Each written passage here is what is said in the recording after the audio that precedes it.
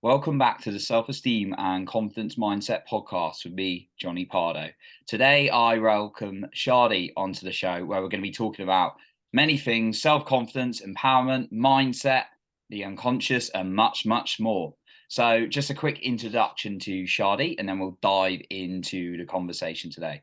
So Shadi is a certified life coach in Jungian Psychology. Not sure if I said that correctly, but I know who you're referring to. With over 15 years of personal development experience, she helps men and women all over the world become conscious, empowering them to live more authentic and fulfilling lives. Shadi's coaching method combines the teachings of Carl Jung, Eastern philosophy, I always struggle with that word, and social neuroscience to include shadow work, somatic techniques, meditation, active visualization, and dream analysis. Through this practical application to spiritual psychology, she helps individuals deepen their self awareness and access untapped potential to overcome obstacles and achieve their goals with newfound clarity and confidence, leading to a more meaningful and purpose driven life. Awesome, Shadi. Definitely an area of my personal interest as well.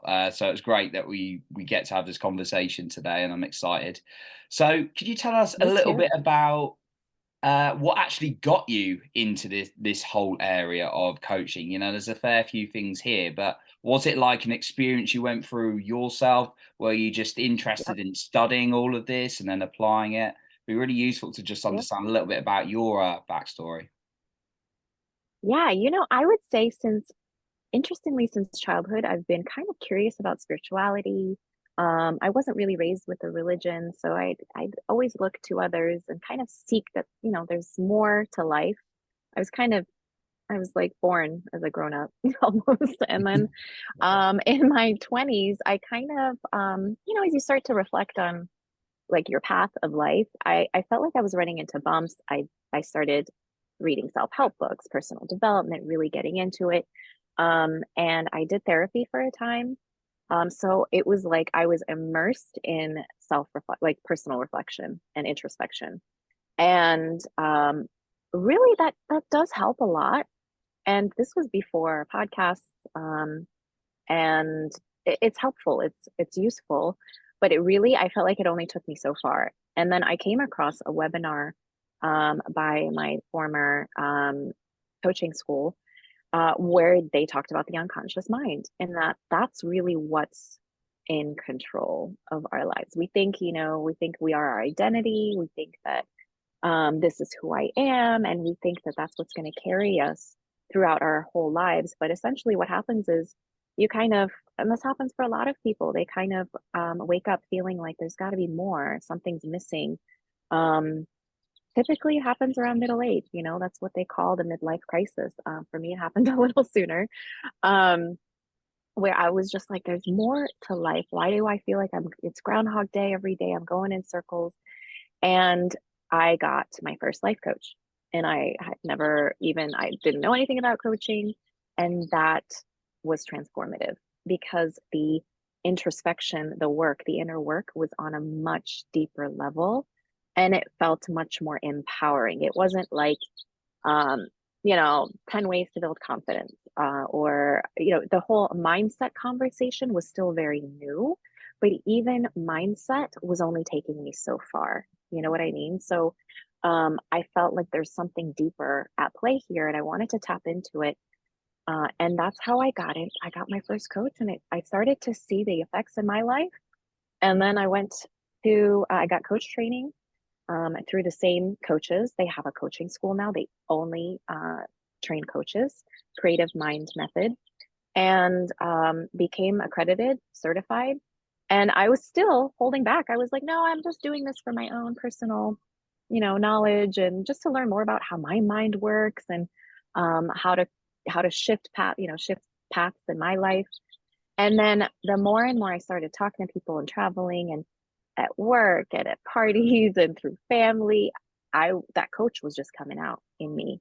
And I felt like this is something I have to do. This is my purpose. This is my gift. And it was really natural and organic for me. So that's when I started my own business, and then I left corporate full time, fully, and have been doing this since. Oh wow! Well, thanks for the story. Sounds like quite a journey for yourself there, and yeah, and I'm glad you're able to find something that's meaningful and feel purposeful for you. Kind of touching on that a little bit, and obviously this probably falls into your area of work a little bit as well, and obviously discovered a lot for yourself with your first life coach. It sounds like quite a lot of when you talk about getting to like that middle age, feeling like, what is my, how do I make life more meaningful? Perhaps it's not as much. I mean, it's obviously, it's probably more to the podcast conversation right now. It's more of a sort of coaching thing. But what kind of guidance would you offer to someone potentially who's perhaps a little bit stuck and they're in their head of what is going to be purposeful and meaningful for me? Yeah, that's a great question. That's like the $1,000,000 question, right? So that's actually what I help my clients with, is to get them sort of unstuck, breaking those patterns, that Groundhog Day Mm, pattern of every day is the same, every Friday's the same, kind of going through life feeling like everything's the same.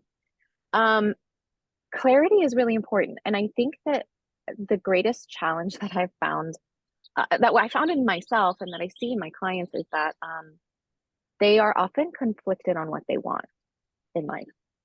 So if you are conflicted on what you want, if you're, your heart wants one thing, but your actions are doing another, there's this conflict. And so it can kind of keep you stuck. And what's important is this, this is why Jungian psychology, Jungian theory, and coaching is just so transformative, because when you're doing shadow work, which is part of the process, it's really the first part of the process of uncovering more clarity within yourself, then you are able to consciously make different choices.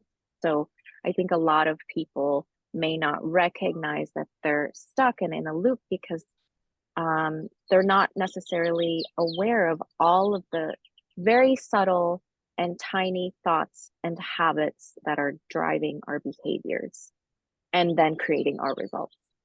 And it's very subtle.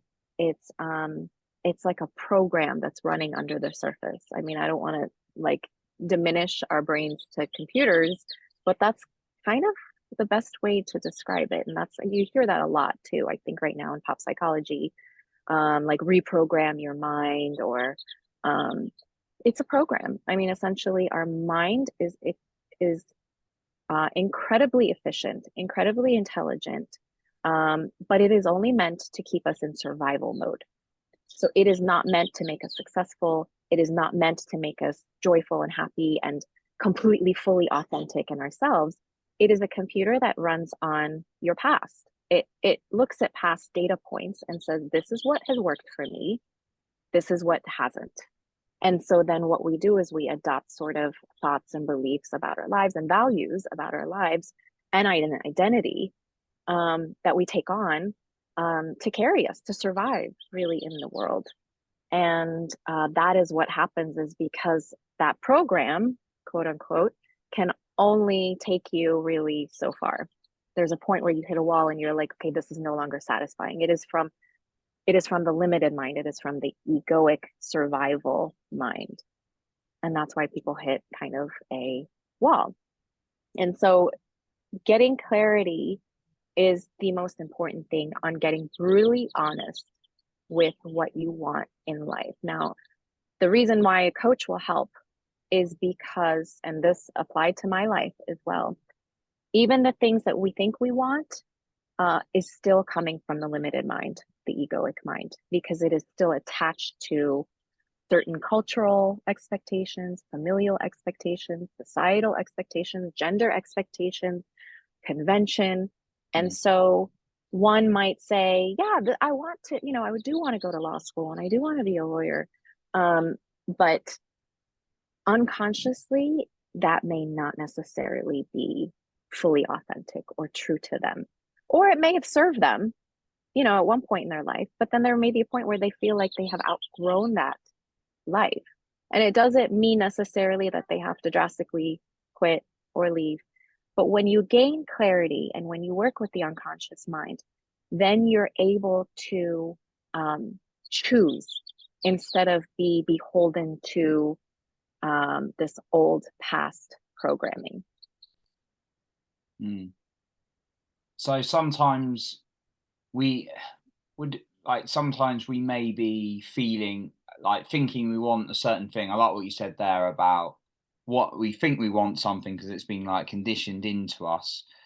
Do you feel like sometimes people may deep down know what they want, but they're just not honest with themselves, or the beliefs kind of hold themselves back a bit from going those Oh, I things? think for sure. I think majority of people, yeah, for sure. And I think that that's completely normal. And I think that's exactly the journey we're supposed to have. I think that we are meant to kind of form an identity, form an ego, um, live in this sort of survival mindset, and really wake up one day, or at least life is trying to show us ways that we can learn more about ourselves and what we truly want, what our heart wants, what our gut really wants. Um, and it's it's it's showing us. So the best way to describe this is that life is really showing you that your results are really showing you where your mind is at. So that is the best indication of if there is conflict, like if there is a conflict between what I truly want, what I truly desire, and what I'm actually doing, how I'm choosing, making choices in my life. Mm. Yeah, yeah. Looking at it, and actually what's happening because a lot of it's obviously driven unconsciously and certainly can relate to things. It's like I don't want that, but it's like okay, that's because there's got to be a But it block in there. happened, Yeah. right? Or, I this is really a tough subject. I think for many people right now, but often, if we lose a job, or if we get laid off, or if Mm. something happens and we don't get the promotion we want, there is sometimes an unconscious the unconscious mind is really at play there, because perhaps our heart really doesn't want it. And oftentimes, people who are new to this work are like, no, what are you talking about? This is what I want, this job, I want this job. But it really requires shadow work, really requires you getting brutally honest with yourself. And that is essentially the key to your freedom, to creating the kind of life you actually genuinely want. And when you kind of shift into that threshold, it's almost like a it's a sense of freedom. I don't know how else to describe it. It's a sense of freedom. You are unshackling yourself from um, really these unconscious patterns that you thought you had to do, or these behaviors that you thought were just, this is just my culture, this is just how we're supposed to be, this is how it is. And this is where the people pleasing patterns comes in. A lot of this is really all over social media right now, like holistic psychologists and pop psychology. Mm. I mean, yeah, with social media is a good example. You constantly, I mean, I know I've had it like since social media's been around, but it's like people are constantly like think, I want to do that. That person's doing that, and it's like, and then you see someone else doing something, you're like, oh, actually, I want to do that. Oh, that looks like a good career. And there's some very good marketers and influencers out there sometimes. Yeah, Um, and they could, if you're even half interested in something, obviously they're going to get you, or half curious about it. That they're going to do hard to get you into their program, and there's lots of things out there, so it can get us a little bit confused. I guess it that's something can. I've Well, I think experienced. if you're still on an egoic level, yeah. But I think that if you know I think that's the appeal of social media, is that we do see people, like, traveling to these amazing places or having these incredible experiences, Mm, and our heart is like, I want that. And your heart is telling you the truth. Your yeah, body is like, this, as they say, a full body yes, right? um your heart is telling you that you actually want that, but your mind, because it's limited, is like, no, no, no, no, we can't have that. We have this job, we have this mortgage, we have this life, we can't have that. And so it really only knows like black and white. So it doesn't mean that you can't have it. It just means that you can find ways to incorporate it into your life. Or perhaps what you are loving about what you're seeing is adventure. You need more adventure in your life. Perhaps what you're seeing that you're admiring is abundance, or greater opportunity in your life. And so really when we see that, it's not such a bad thing. It's actually it's a beautiful thing. It's guiding us, it's inspiring us. I always say that like jealousy and envy is the greatest sign of what's already possible for us. That's it. These people, people are just inspiring us to go after that and bring more of that into our own lives. Flipping the switch on that one, like it.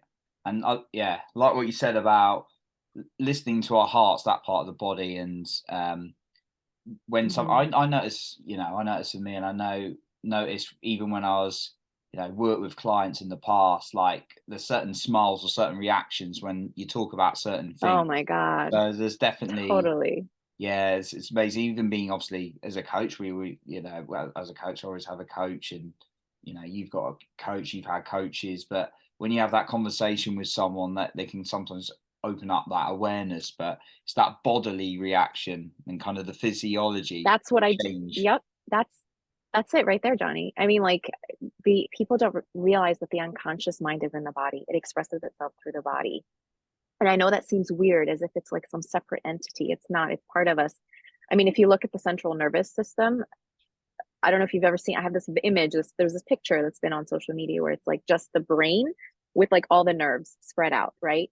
That is part of our body. And so the brain and the body is constantly communicating. Our unconscious is in the body. So typically doing shadow work, going through the steps of, uncovering clarity and developing more confidence, through my coaching, we work with the body. So I work with feelings and sensations that are felt in the body. And often, if they have physical symptoms, I kind of, that will clue us in. I don't treat them, but it's like a message. So it's almost like physical symptoms are giving us a message from the unconscious mind of where it wants to be guided, to bring awareness to that aspect of us that is, repressed or hidden, or that we avoid, as well as dreams. Dreams are, that is everyone tells me, oh, when I hear Young, his name is pronounced Young, by the way, but it's okay. He doesn't mind. I've seen the name for years, but I've never actually, I know. I remember being like, yeah, he's Swiss. 16, 17 years old, and, studying psychology Oh and like at school and stuff. And I've seen the name from then, but I've never pronounced the name correctly to this day. So, or said it it's out all loud. good. Like I said, he doesn't mind. Yeah, so he was Swiss. But a lot of people say, yeah, whenever I hear about this guy, Carl Jung, I think of dreams, right? He was like the dream guy. And dreams are, I mean, every night we go to bed, there are these messages and symbols and guidance, that are communicated to us from our unconscious mind. So it's incredibly insightful, and I actually use them, in my coaching with my clients. Oh wow, yeah.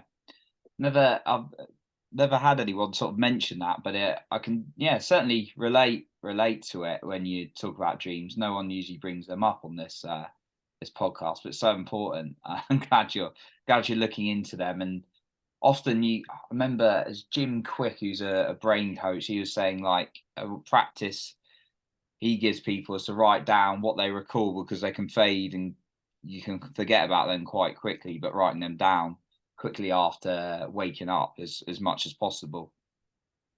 Yeah, that actually there's a trick to that. If you, I know a lot of people are like, I don't have dreams, or I don't remember my dreams.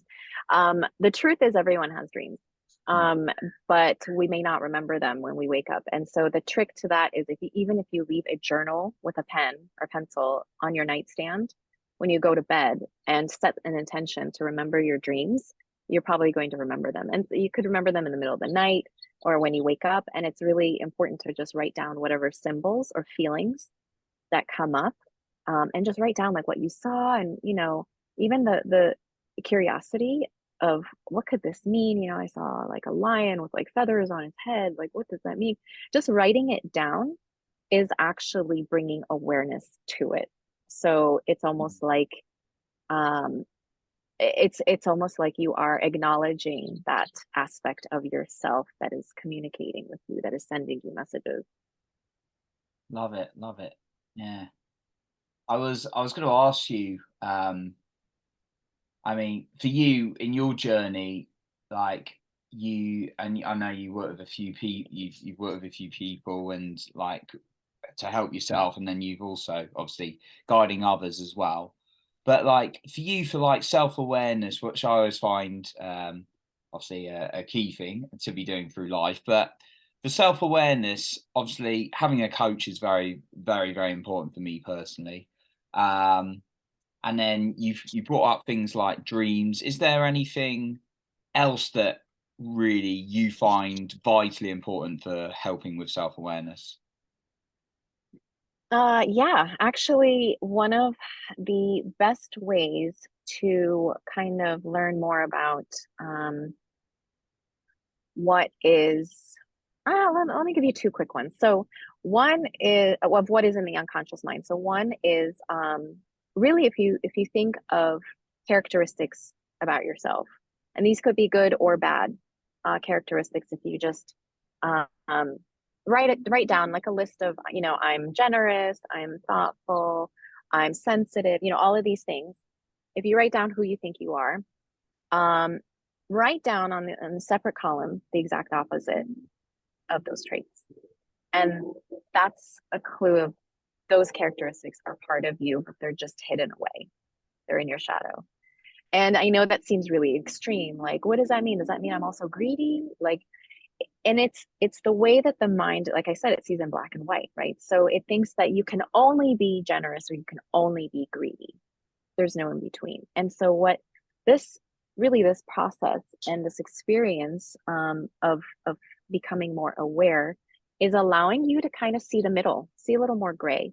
So there are times that you can be, maybe the word is not greedy, but you can think of yourself once in a while more, and you can also think of others. So it's not either or. So that is one way to see what is in your shadow, is the opposite traits, like all those things that you're like, no way, I'm not those things, right?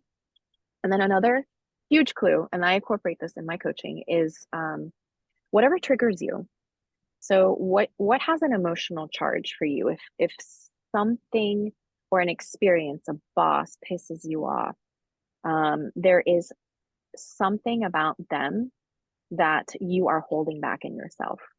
And so the anger, or if someone cuts you off while you're driving, um, your perception of them, your judgment of that person is showing you where you are unconsciously holding yourself back or shackling yourself. So, for example, the boss example, if a boss is always really vocal, is like a steamroller, always speaking up, is so opinionated, and you're just like, oh, I just can't get a word in edgewise. This boss is just pissing me off.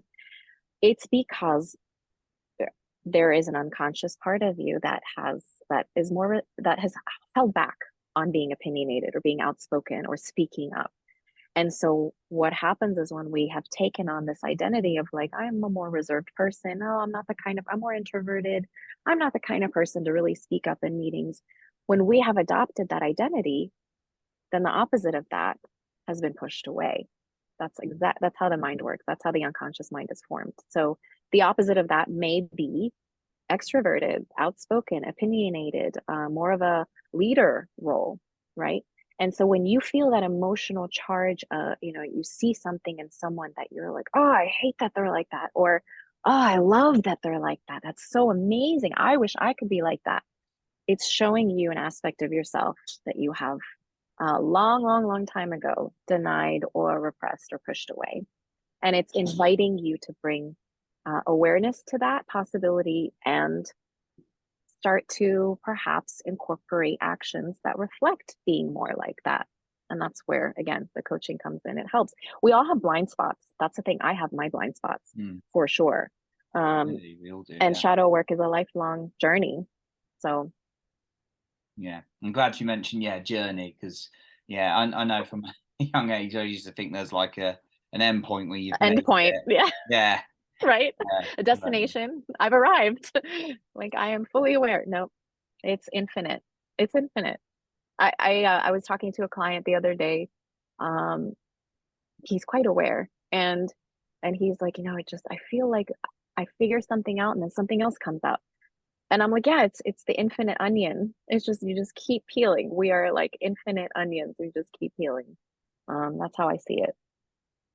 Oh, yeah, yeah, totally agree. You always can uncover more, but yeah, the beauty of having a coach, it helps you pick at it even more. So enjoying that. So one thing I kind of just wanted to touch on before we sort of like wrap up was obviously you help people live like through all of these tools, these methods, live more, authentic and fulfilling lives, helping them get there. So for you, I like to ask people this, what does authentic mean to you? Love that question. I think for me, authentic means fully expressing myself, even if it's not conventional or if it's weird. You know, I think we're all weird. That's the secret. We're all meant to be weird and fully different. And I think that, somewhere along the way, it's normal. It's the survival primitive mind. It's there to keep us fitting in, right? Don't, you want to stay part of the tribe. You don't want to be rejected. You want to conform really as much as possible. You want to fit in as much as possible. And I think that that is not why we're here.